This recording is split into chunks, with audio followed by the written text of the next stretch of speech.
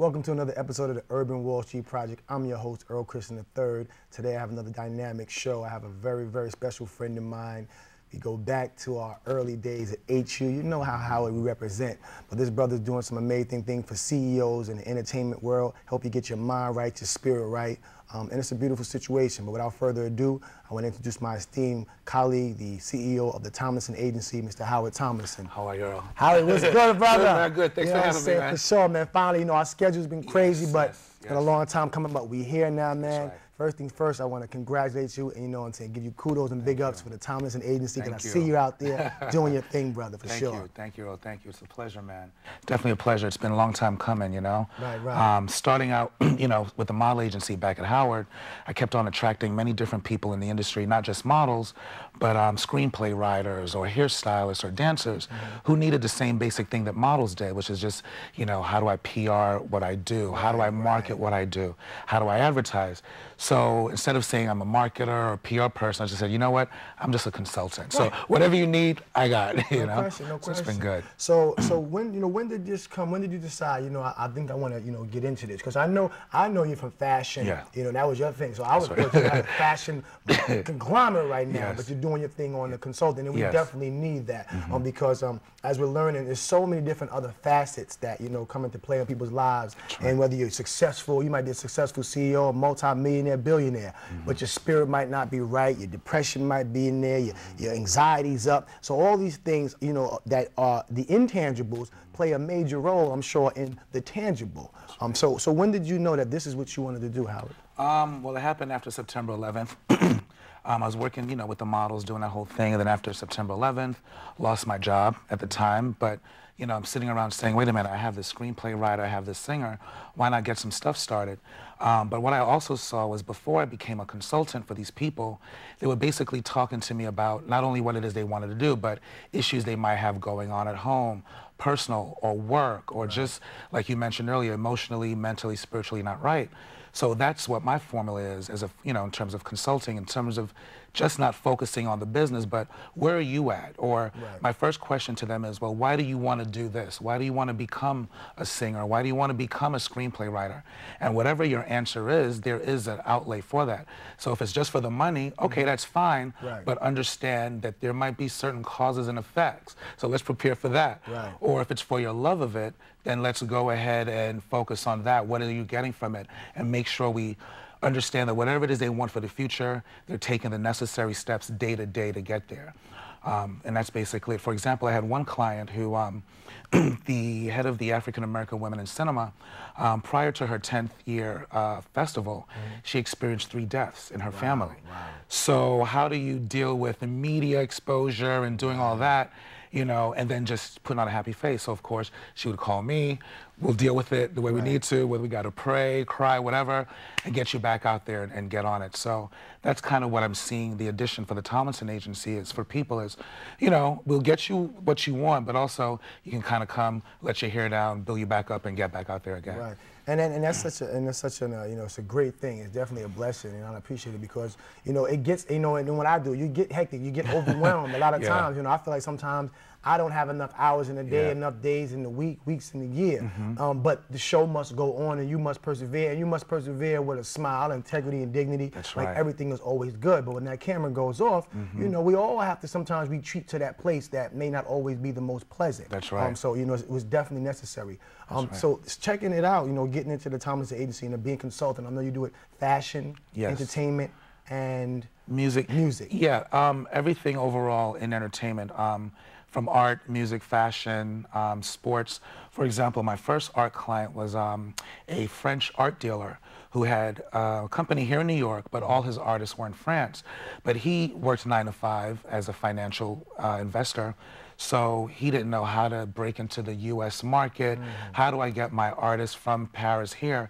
So he hired the Tomlinson Agency, and we made sure we did what we had to do to get his stuff going on. So the artwork were big pieces of wood carved out, painted. So immediately right away I'm thinking commercial art. So I contacted all the real estate developers at the time, got the person I needed to see, and did that and made my commission, a nice handsome one, cool. And then from there it led to other artists and working with that. You know, I mentioned the nonprofit before, African American Women in Cinema. Right there. And recently I just picked up a company in Miami called Arwit Financial. So they're a financial management firm for celebrities and sports athletes. So they flew me out there to kind of take a look at the roster. They just signed about 5 major baseball players and 1 football player.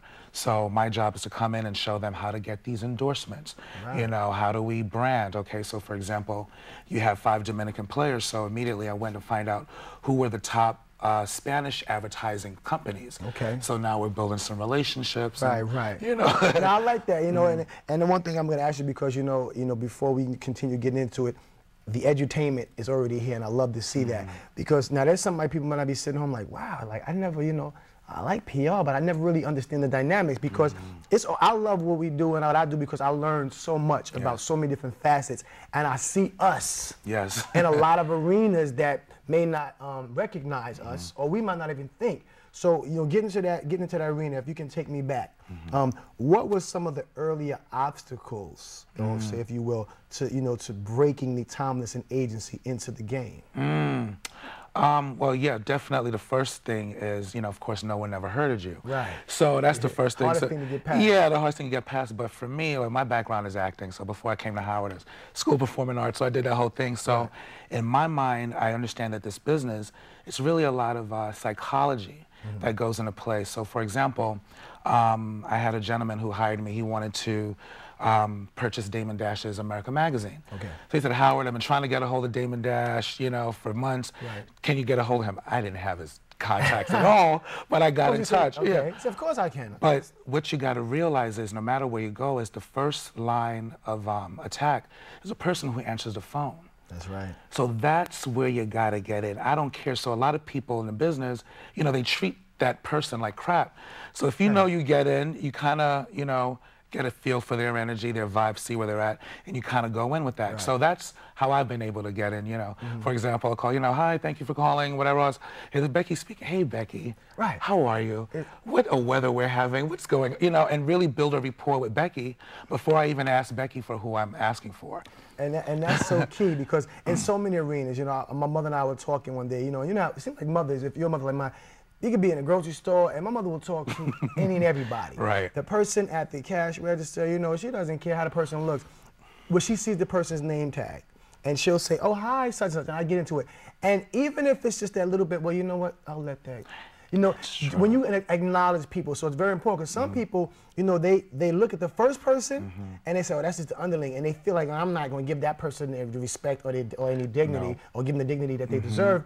But the thing is, if you need that person to go behind the door to tell the person somebody wants to see you, how are you going to bark and flip on the person who has a relationship with the person you want to see? Thank you. Amen. You know what I'm saying? Exactly. It's amazing. So that's why it's very important that people understand you have to treat everyone in some degree like they are the top.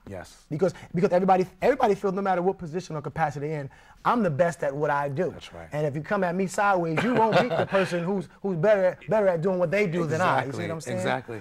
It's true. For example, when I had the agency, which I'm also getting back involved with again, but a couple years ago I had signed, well, I knew that there was one guy that was definitely fit for the Tommy Hilfiger runway show that year they were doing at the Armory. So the show was on Saturday, so I'm calling like 5 o'clock, you know, calling the company, hey, listen, you got to book this guy. I just got him the cover of MR magazine. Right. You got to get him. He's like, okay, Howard, you know what? I tell you what, I'll book him. But I'm booking him not because I like him, I'm booking him because I like you. And that rang true for me forever, because, again, it's the relationship. These people on the phone dealing with crap all day, so if they get at least one pleasant person who genuinely cares, you know, how they're doing, you know, and it's the whole thing. Like the Damon Dash assistant, I had her looking up different astrological stuff. I'm like, what's going on? I'm like, you know, it's Mercury retrograde. Right. And that's so key, you know, and I like that, because every single person, somebody could call me, be a telemarketer, be a cell phone company, anybody. Or if I'm calling them, I'll always say, you know, hi, such and such, they give you the whole spiel, I can help you. And I say, hi, such and such, how are you today? And sometimes people like, I'm fine, how can I help you? Because they just like, why are you asking me how I'm doing? But then some people are like, wow, I'm doing fine, actually, you know? And then it just changes the whole tone of the conversation, and I does. realize that, and it's such a small thing. I think people don't think PR. I want to be PR. PR is public relations. Yes. Are you able to relate to the public? I Yep. mean, you know, it's pretty much laid out there for you, and I understand that. So, but now let's talk about it, because I'm new to the public relations, and so say I'm fresh out of college. Maybe I got my master's degree at MBA, but you know, I want to do PR. I'm good with people. Yeah. I'm social. I'm hospitable. You know, I'm appealing to personalities. What's the first maybe 3 steps I should take if I want to be a Tomlinson Agency? All right. First things first. Well, I tell everyone, put your name down and put a circle around it. And then you draw some branches as far as, okay, what are all the things that you can do, and what is it that you really want to do? So if PR happens to be one of them, and if you're sure that's what you want to do, where do you want to go with the PR? How far? Do you want to be like a Lizzie Grubman or a Tomlinson? Or, you know, stuff like that. And then also, you want a PR, but for what industry? Is it pharmaceuticals? Right. Is it entertainment? And if so, entertainment, what areas of entertainment? Is it fashion PR? Is it, you know, art PR? You know, is it PR for sports industry? So once you kind of identify exactly what area you might like, then I would say go in there. The next thing would be, of course, to get a position with a leading PR firm, you know, regardless of what city you're in. Find out which are the top 5 PR firms and just get in there. Whether you customer service, interning, if this is something you know you want to do while you're in college, of course we know about internships. For sure, we all so know about you know, those. a lot of stuff is get in there early as far as intern while you're in school. But if you're afterwards, you know, start doing some research, and then also see if you can start doing some things on your own locally. You know, maybe you can do some PR for your church or for whatever organization you might be a part of. And also the best thing also what I did too is just a lot of reading. There are books out there that will just tell you, you know, PR for dummies, you know. Seriously, so it depends on you, the individual, what you might need. Some people are quick learners, so they can kind of go in and get it quick. But honestly, what I've realized, if there's something that you really want to do, if that's what you're supposed to do, 9 out of 10 times you've already got it in you. You just got to find it. Like one of my clients teach a voice class, and he's like, you know what, everybody has a voice. You just got to find yours. No question. No so question. same thing if PR or anything else like that. Now, I want to ask you, because, you know, both of us, you know, we were fortunate enough and definitely blessed to go to college, and not just a college. We went to Howard University, you know, number one. You know, so, but, you know, a lot of people, you know, say, you know, college is not for me. But that doesn't mean, of course, they can't become great PR personalities, CEOs, whatever the case may be. But I'm sure in your walks, have you met individuals who are in PR like you but didn't go to college? Yes, as a matter of fact. So I want to ask you, if you can, what do you how do you think going to college prepares you in a different way as opposed to not going to college for the PR arena? Yes, and it's 2 things. Definitely, first of all, with PR, it's all about the personality. So it's something that you have to have innately. So the best PR people tend to be the ones who have that good nature, that spirit that everyone likes and wants to talk to and can communicate. The one thing that I did learn for me for college was what it did was it prepared me just in terms of discipline, deadlines, you know, regardless of whatever, you know, we could have been out partying or whatever the case is. If you have a final, you got to get there and get that. That's So whatever it is that you're set out to do, that's what college did for me. And also it helped with the network. College, you know, especially at Howard, it helped with the network, but also it taught me a lot of respect for other people, my peers.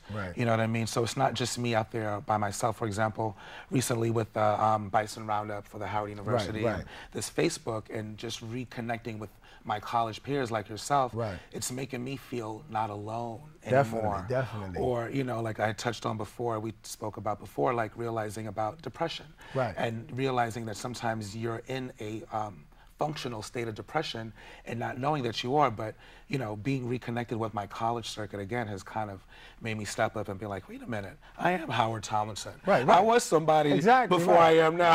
Exactly, you know, exactly. So, So in terms of the College for PR, I think it does help. Also, too, there's not, you know, a lot of people can go to two-year colleges. You don't have to go to a 4-year. You can do a 2-year associate. Right. You can get certificates, you know. But the main thing is just reading and research the top PR firms. Chances are there are books out there about them. Read up on them. That's what I did a lot of. You know, when I started the model agency at Howard, I had no clue about it. But I read. You know, we'd go to the computer lab back then. We didn't have laptops in our rooms. Right, we no laptops, computer lab, archives, and, yeah, you know, and research. But just read, and you know, if there's anybody out there that you want to be like, do the research on them and see how you fit in and create your own mold. Right. So now, of course, you know, you're not from New York. Right. Well, originally from Brooklyn. From Brooklyn. I'm sure. My family's from Jamaica. I know you're from Jamaica. That's why I know your origin is Jamaica. So you're from Brooklyn. New York. People are like, I'm going to New York and I want to make it happen. Is this the city that you want to start in? Not you. Yes. Somebody said, I'm going to do PR. I'm going to New York. Is this the city you want to start in? Yes and no. Yes, if you've got the heart and are ready to be taken in, chewed up, spit out, taken in, chewed up, spit out again. Because it's going to happen. It's going to happen, regardless. Even myself, who left New York, went to Howard, came back, had to get through the process again. So if you're really wanting to do it and are really ready to pay your dues and sacrifice, yes, come to New York and jump in. However, there are other cities like Chicago, which are pretty big as far as PR firms, DC, Los Angeles, Miami, but New York is it. But if you've got heart and you're really ready to be about it, come to New York, throw yourself in, and, you know, we will hurt you, we won't kill you. Right. And then, now you got to be prepared for some things. So, you know, like with everything, you know, I talk to my guests and who've got to a position that they're satisfied with, but they're always still, you know, striving for that next level, because I don't think we ever get satisfied. There's always that next plateau. That's one thing I learned at college. There's always that next plateau. You can always get that next A, that A+. But when it comes to what you do, I really want to get into the PR. So there's a CEO, me. Yes. I need something. Yes. So maybe, do I call the Tomlinson Agency because I know what I need, or because I'm really not sure what I need? And you know, like, I'm happy, I'm doing my career, but something's missing, and it's probably something internal, like something spiritual. When I call the Tomlinson Agency, what, if you can walk me to, like, okay, you're going to call the Tomlinson Agency, this is what we're going to do for you, ABC. Well, the first thing that we do is, and yes, to your question, whether you know what you need or don't know what you need, we're here to help you figure that out. The first thing, of course, is with the phone call and basically getting a feel for who you are separate from what you do. And basically what I do at the Tomlinson Agency is doing what I wish I had someone do for me. Because for many years, I thought that I was my business. So when people say, hey, Howard, how you doing? Oh, yeah, business is good. I just signed a client. Right. And until one day a friend was like, no, Howard, no, I didn't ask you how your company was doing. How are you doing? And I couldn't even answer because I was so linked in with my business, I couldn't separate the two. So the first thing that I do is, you know, have a talk with you, get a rapport. My senses are out there feeling, you know, listening to what it is that you're not saying, to certain questions that I answer, and make an assessment. So for example, like you were mentioning, if there's something that you know that you need, so of course, you know, what is it that you're looking for your business? And then I get a feel for that. Now, for your personal life, what is it that you're looking, or where are you now in your personal life? What is it that you're seeking?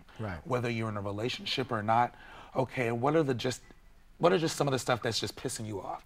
Whether it's in your job, your personal life, or just whatever. What is bothering you? So we leave the business completely alone for a moment. There's no business. It's just the entity of you right now. Yep.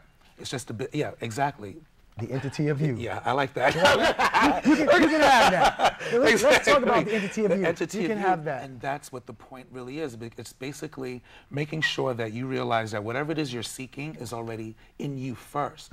So you ain't gonna find it in your business. You're not gonna find it in your relationship. You're not gonna find it nowhere outside of you. And that's a hard, scary thing to face. Because a lot of people, you know, we live in a society that wants us to jump outside of us for whatever it might be. So once I make that assessment, then I will start asking questions and throwing things back at you that just make you face yourself. So for example, if there might be something that you were thinking about in your business, for example, you might be, what you're complaining about is not actually what you're complaining about, but I'll hear it and throw it back at you. And you're like, wait, I never thought of that. Or that's exactly what's going on. Our job is to help you walk through what it is you either don't know, you need to face and walk through, or you know you need to face but don't know how to walk through. Now, so we can hold your hand and walk exactly. through. and I know this is critical, but I want to get the words from you. Why is it, to me, it seemed like it would be imperative or definitely essential, almost a necessary essential for a CEO or just someone who's in high demand, at a high pressure, responsibility, obligations, accountability. Why is it essential, almost a necessity, for them to have a personal PR individual, not for the actual business, but for themselves? Very, very important, which is why I'm focusing on the branding of CEOs. What happens is it's twofold. If you notice a lot of companies that tend to do pretty well or that are out there, we know their names at the tip of our tongues, we tend to know their CEO as well. Right. Trump or Ellen, whoever the case might be, but we know them. A lot of times also I find that some CEOs like to either one, be in the forefront, but that can be somehow detrimental to the business, so we need to find an easy medium. Or some of them like to be behind the scenes and just kind of have the business do its thing. Now, what I do is not for any CEO. It definitely has to be for the CEO who is comfortable with taking that stand from behind the desk and kind of creating his own image alongside with the image of the company, but kind of separate as well. So what I'm finding is that the more that I'm kind of consulting these individuals, it's kind of helping them kind of help the company because they're finding a voice for themselves. Right. And what's happening is a lot of times when the PR for the company is kind of going on, kind of leaves the CEO out, kind of focuses on just the business, the business, but it's the CEO who's kind of helping the company do what they do. So it helps a balance. So it gives a nice balance. So the PR for the CEO is very important because it helps keep him on his toes to help him be a better CEO for the company. So it kind of balances it out. Now, is it just CEOs, vice presidents, or all executive level? All executive level. All executive level individuals that I work with. A lot of them right now are independent, company starters. There was one of the positions I had a while ago before I started this, which what gave me the idea. I used to work for a company called Royal Alliance, who basically acted as the corporate back office for investors. So if you were an investor, financial person whose portfolio was growing really big with a lot of clients, but you couldn't handle your clientele or didn't want to expand, you would hire our company, and when any of your clients wanted to sell their shares or ask any questions about their account, they would call our company and my department would answer the questions. So that's what gave me the idea and said, I can do that for business owners. Right. Kind of acting like the corporate back office, so to speak, for that CEO. So we're good for companies that are, in the middle and are about to really go to that next step, or beginners, who's just them by themselves and they're like, oh my gosh, I got to do all this stuff. There's a good book I want to recommend called The E-Myth, which talks about the E-Myth? The E-Myth, yes, which talks about why most small businesses fail, and it's because the owner of the company, we're wearing the 3 different hats. We're the entrepreneur, the manager, and the tech support. So how do you balance that, all those 3 levels and maintain the business? So that's where the Tomlinson Agency comes in to help you maintain all those levels and screen the people that you need to put in those positions to make sure that it's handled as you can go on and do what you need to do. All right.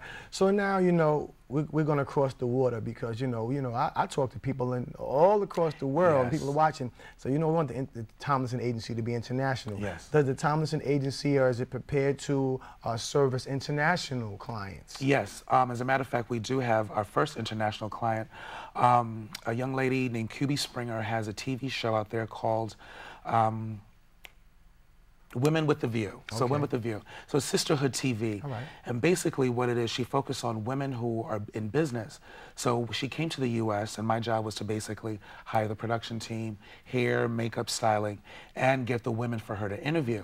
So basically what she did was she came, she filmed, and took that back to the UK, and now BET UK is interested in purchasing that footage from her. So right now, I just got a call from her yesterday. Now she's interested in us being the sister company for Sisterhood TV. What's happening is she also owns a marketing company out there, and a lot of companies in London are having problems marketing their companies in the US because they don't understand the market. So the Tomlinson Agency, being in here in New York. Of course. We understand the U.S. market, so now we're in talks about her sending some of her clients here to the U.S. Now, great. Now, last question before we get out of here, because we could talk forever. Yes. Being in New York, does it lend a certain degree of credibility and savvy or flavor to what you do? Yes, it does. For example, just going to Miami last week, even though we're here in the States, you know, the client was introducing me, Howard Tomlinson here from New York. I saw everybody's face kind of shift and they kind of, you know, stand a little different. And I'm like, right, because I live here, born and raised here. I don't really think about the hype of it outside of it. But it does have its advantage, which I'm going to take advantage of more so within the country and outside of the States. Well, definitely. Well, Howard, brother, you know, I appreciate you doing what you do, man. Thank you proud for of having you, man. me, Mr. You know what I'm saying? You Christian, keep doing it.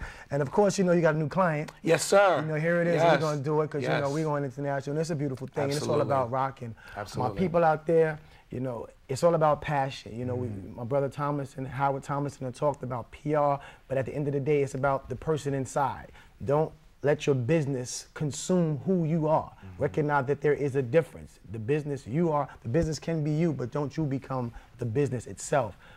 Keep your head up, stay prosperous, do your reading, do your research. Anything you want, you can have, but you have to put the legwork in. Don't think it's going to happen overnight. But you know, you get your feet in that door and make it happen. If you want to find some more information, you can check out Mr. Howard Tomlinson. His information to be at the end of the show. Like I always say, keep your head up, be mindful, stay prosperous, be positive, stay dignified with integrity.